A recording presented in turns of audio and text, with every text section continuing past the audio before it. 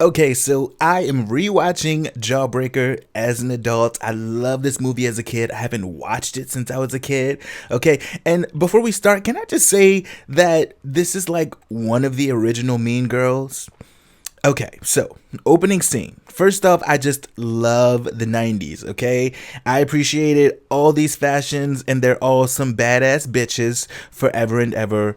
Rose McGowan, however, cleared everybody. She ate these fashions, she ate these walks, these everythings, okay? And didn't gain an ounce of weight, I fear.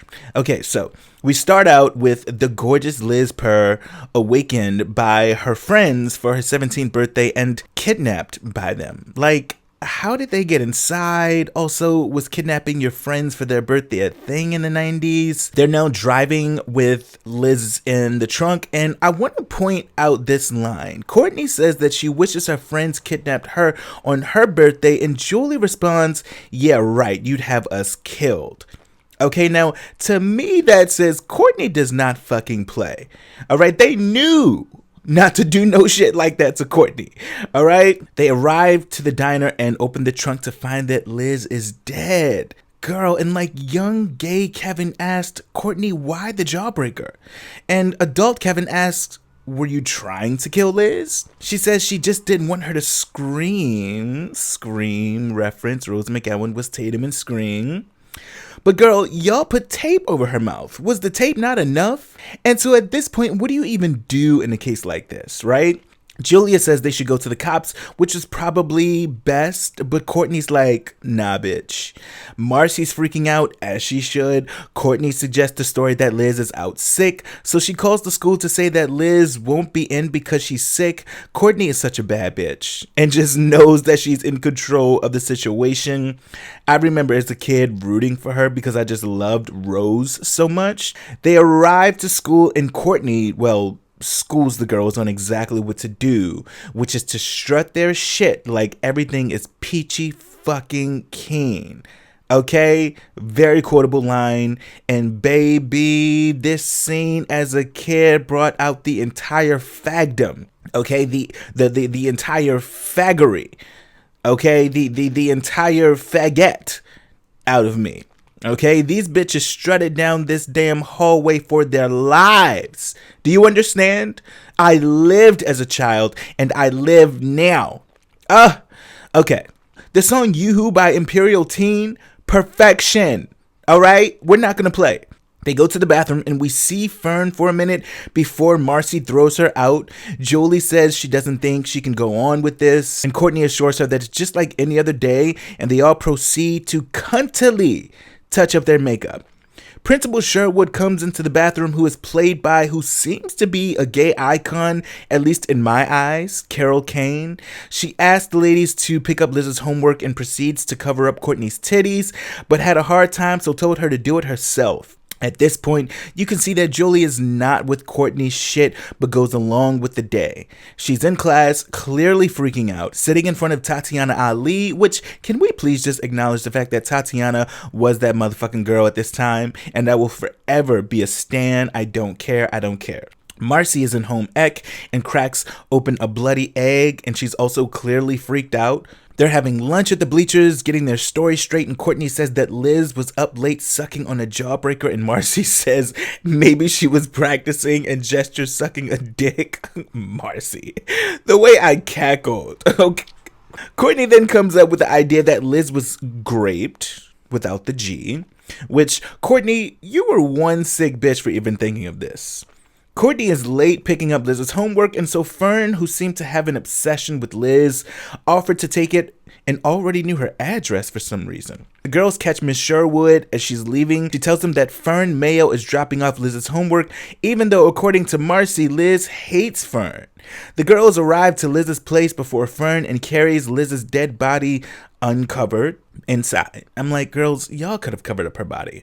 Okay? Be smart. Courtney and Marcy are setting up Liz's body in the bed as if they've done this before. Julie is reminiscing, looking through Liz's photos. This is when we discover the recordable card where you can record your voice on a card before gifting it to someone. Liz's voice was recorded on said card where she said, "What are you doing to me?" And it freaked Marcy out. Courtney holds the card and records herself saying, "I killed Liz. I killed the teen dream. Deal with it," which Courtney, not smart girl. And also, it really is giving jealousy, and that Liz was more of a frenemy to Courtney. Julie is still very vocal about not wanting to be a part of this. She tells Courtney to go to hell and attempts to leave Liz's room, but encounters Fern standing at the door. Courtney introduces herself and says a very quotable, iconic line, which was, "I don't believe we've met," with the crude politics of high school and all. I just love that line. Fern ends up seeing Liz's dead body and makes a run for it. Marcy catches her. Courtney approaches and asks Fern, "Having a scare, dear?" I love it. So good. Courtney knows the power Fern now has over them and says more iconic lines, and I quote, "You're nothing, we are everything. You're the shadow, we are the sun." Courtney offers to make Fern one of them, which she says is beautiful, popular, loved, and feared. She promised this new life to Fern only if she promised not to tell anyone what she heard and saw that day. Julie is completely against this. Courtney tells Fern that Liz is gone and says to take her place. I mean, how tempting, right? The next scene is another cunty strut your shit down the hallway scene, but this time with Courtney, Marcy, and new and improved Fern. Sidebar, Courtney's walk still ate theirs up. I don't care. Fern has a new short blonde dude with new fashions and she looked good. Liz's parents arrive home to find their daughter's dead body, which, why are you leaving your newly turned 17-year-old daughter home alone? And it was her birthday. Come on, parents. The cops are called and it's officially known to the public that Liz is dead. Back at school, Courtney is teaching Fern how they move and even tells her that she, Courtney, is God and that she made Fern. They spot Julie with what they called the rejects. Julie tells Courtney that they need to tell someone what happened. Courtney says there's nothing to tell and that she made sure of that last night. She tells Julie that she is over if she utters one word to anyone. Julie says she's not scared of Courtney anymore. I'm telling you, they all knew not to fuck with Courtney. Courtney threatens to pin it on Julie if she says anything. Courtney begins introducing Fern as Vylette. We then see another badass bitch walking down the hall, and it's none other than the Pam fucking Grier. Just a legend. The hair, the jacket, the walk, the everything. She's Detective Cruz, and she's at Reagan High to find out what happened to Liz. Julie reconnects with what seems to be an old fling named Zach. He has a bob. That's all I got. Fern/Vylette and Julie have a cute phone conversation where they reminisce about their childhood. Julie then says she's scared regarding Liz. Courtney then calls Fern and then tells her that when she calls, she's priority, bitch. Meaning Fern never clicked back over to finish chatting with Julie. We then get a pre-sex scene with Courtney and her boyfriend Dane where she makes him suck on a popsicle that she calls a big stick. Courtney was in charge of whomever was in her life, even her sex partners, bitch. While Dane is sucking on her big stick and she's sucking on his, she gets a knock at the door. He tells her don't go as he is feeling good. And she tells him don't come. Baby. Baby, Courtney had bars. Do you hear me? Quote a bull. Don't play. All right. The cops are at the door and she kind of gets a little flirty with them. We then see Marcy having dinner with her father. He's a single dad who watches Oprah. Shout out to him. He's concerned that Marcy is a follower after the most recent episode of Oprah. He misses his young Marcy where they went to the Tiffany concert, which he then starts singing the music from. Marcy's dad was clearly very gay and we need to give him his things. Marcy was then saved by the bell, which we know was the cops. Next we see Julie at her home where she has an illusion of Liz swimming in her pool. Julie's mother rushes outside to tell her that Liz is dead. Now it is interrogation time with Detective Cruz, aka Vera, bitch. The girls are all being interrogated individually, giving Detective Cruz pretty vague responses. Detective Cruz then pulls out a jawbreaker, asking them if they've ever seen one. She then, oh, I love this part, sucks on it and bangs it on the table. Pam is such a badass. Detective Cruz is now speaking with Miss Sherwood, who tells her that Fern was sent to Liz's place with her homework. Miss Sherwood then realizes that Fern has been absent a lot since that day. She says there's no way that it was Fern who killed Liz, though. Detective Cruz tells Mrs. Sherwood that it's a crazy world and that some of the sweetest candies are as sour as death on the inside. You know, the writing, okay? The quotable lines in this movie, okay? Vylette is now gaining lots of popularity at school. She's exactly what Courtney promised she'd be. Courtney signs Vylette up for a school play in hopes of meeting Zach with the Bob. They run into Julie, where they tell her that Fern's name is Vylette and to learn it, live it, love it. Zach with the Bob and Julie get a lot closer. He tells her that before he never would have approached her. She says that her friendship with Courtney and Marcy was all bullshit. We then see Vylette being interrogated by Detective Cruz. Vylette expressed her obsession with Liz, including the beauty mark patterns on the back of Liz's neck. Not creepy at all. Baby, Detective Cruz looked at her like, oh, this bitch is crazy. Later that night, Vylette has a nightmare about Liz. The next day, Courtney asks to speak with Detective Cruz, where she tells her that Liz had a craving for strange men that no one knew about. We then get a visual of the story that Courtney is telling with Liz, who had a fat ass apparently. She goes to a bar to be lusted after by Marilyn Manson, whom I believe Rose McGowan was dating at this time. It then shows Courtney's lie, where it was actually her getting fucked by Marilyn Manson with Liz's dead body under the bed, which Courtney, very trifling, okay? But, you know, she's obviously trying to cover her ass by framing Marilyn Manson. The next day in school, we see Vylette, who clearly no longer fucks with Julie. Her new homegirl is Tatiana Ali, which, same Vylette. Baby, Vylette was that girl. She even had bitches reserving bathroom stalls for her. She meets Zach with the Bob at the drama club and tells him that she saw him in Greece twice and that he rocked her world. Vylette is now head cheerleader, expressing interest in drama club, and baby Zach with the Bob then tells her that sports and drama is like plaid and stripes, bitch. They don't mix. Zach with the Bob got her right on together, okay? But baby, Vylette says that the rules have changed, all right? Vylette fucks a guy to get a new car that reads bitch on the license plate. Courtney almost runs Julie over and turns to see Vylette and her hot new whip stepping out like the badass bitch that she is. She even says hi to Courtney and Marcy, and Courtney is not feeling it, okay? Courtney is like losing some of her steam to the monster that she created. Julie ends up telling Zach with the Bob about what happened to Liz. After he inquires about Vylette, he says that Julie needs to do something. Next, we see Courtney and Foxy, aka Marcy, talking, and they're interrupted by music. They storm outside to find Vylette living her best life, dancing to music on her new car. Courtney is pissed, and I have to say that Courtney's fucking outfit here, bitch.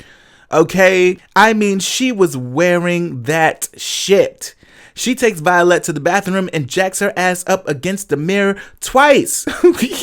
Asking her what the fuck is she doing. Vylette says she's doing exactly what Courtney told her. Also, Vylette looked good too in that pink outfit, okay?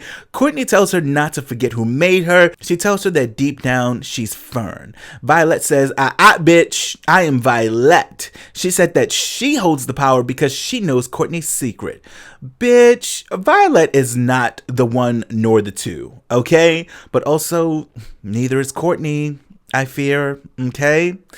Girl, Marcy just came to ask what happened and Courtney smeared her damn lipstick. They really played Marcy, okay? And her father and Oprah were right. She is a follower. Julie and Zach with the Bob are looking for evidence to prove that Courtney is guilty. They look for the picture she took of Liz's dead body, but no luck. They should have looked a little closer to the sewer and the street because the photo was actually there, just steps away.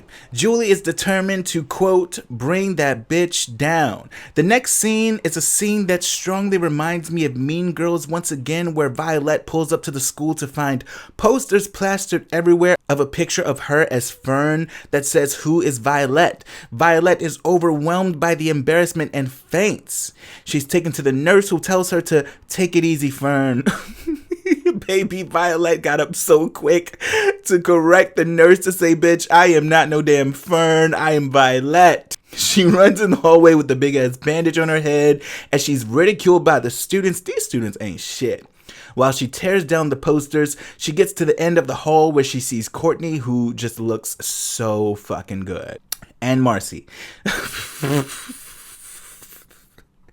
I really feel like Marcy's fashions were not up to par with Courtney's and Vylette's, but I digress. Courtney tells Vylette it's over, bitch. Vylette faints again. Them students ain't shit because no one came to help her other than Julie and Zach with the bob. Julie comforts now Fern as Courtney and Marcy returns, and Courtney points fun at them, calling Zach with the bob gay. Julie jacks Courtney up against the locker and calls her out for framing Marilyn Manson. Julie tells Courtney that it's over. Courtney, unbothered as fuck, says she'll see her at prom. We're at the scene of the prom. Tatiana is there with some of her other mean girls. They poke fun at Zach with the bob, implying that he's gay because he's in drama. Once again, Marcy is not dressed to slay like Courtney is. What is going on? This like fur thing, okay, anyway. We see Dane and Courtney. Courtney is clearly not interested in Dane, just wants to be prom queen. Julie is at home. Her mother comes to her room saying that Mrs. Purr, Liz's mother, dropped off some of Liz's belongings, including the recordable card that still has Courtney's voice recorded saying that she killed Liz. Julie then meets with Fern and Zach with the bob. They get a limo at a very last minute's notice and pulls up to prom. Marcy and the other mean girls sees them and starts making fun of them, even though both Julie and Fern's dresses look better than Marcy's. Marcy, these fashions, girl. The time has come to announce prom king and queen, and Miss Sherwood comes to the stage to make the announcement. The prom king, of course, is Dane. We then see Zach with the bob working on something in a sound booth. Miss Sherwood announces the prom queen, and you'll never guess, it's Courtney Shane. Julie and Fern are relieved as this was a part of their plan. She begins giving her speech. Zach with the bob does some sort of plug-in that allows him to play Liz's card with Courtney's recorded voice saying that she killed Liz.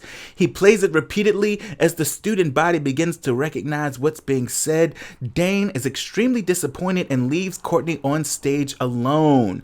Zach with the bob comes back to Julie's table to tell her that he's been a very naughty boy. Oh, Zach.